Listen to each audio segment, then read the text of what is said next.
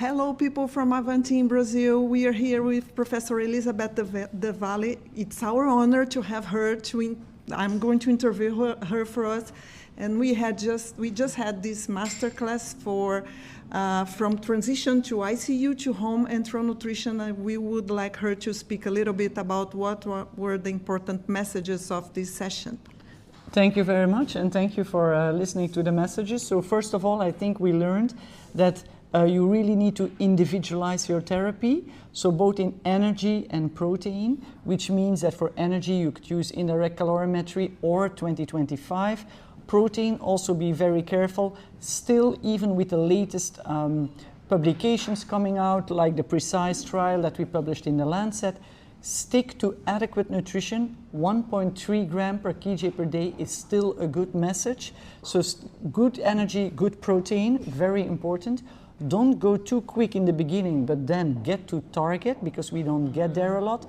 Keep also control of your glycemic load and incorporate your glycemia in your nutrition protocols.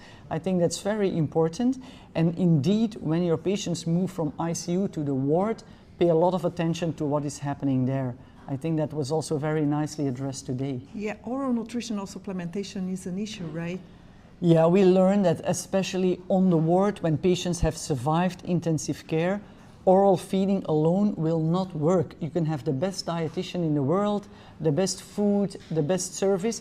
People have dysphagia, delirium, pain, a lot of reasons why they will not eat.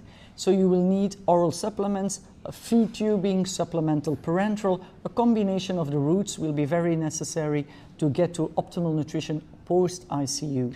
And the very last question, in your presentation, which was brilliant, you approach that we focus a lot about protein, but we sometimes forget carbohydrates and lipids, yes, too much. Yes, thank you for that question. So indeed, we're always a little bit afraid of the lipids, especially in parenteral nutrition.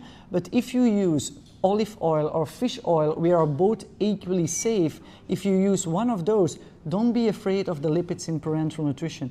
But look at your own data about carbohydrates, because carbohydrates can be too much, can be negative for your patients. So you should know, especially overall with non-intentional combined, how much carbohydrates are you actually giving to your patient, and keep that in mind, that you don't use products with too high carbohydrate load. This is also important for enteral nutrition, right? This is also important for enteral nutrition. Look what your patient profile is, look what they need, and then see if you have the right enteral nutrition for your patients. Perfect, thank you. Thank See you, Avanti, guys. See you in Brazil. Yes. Sure.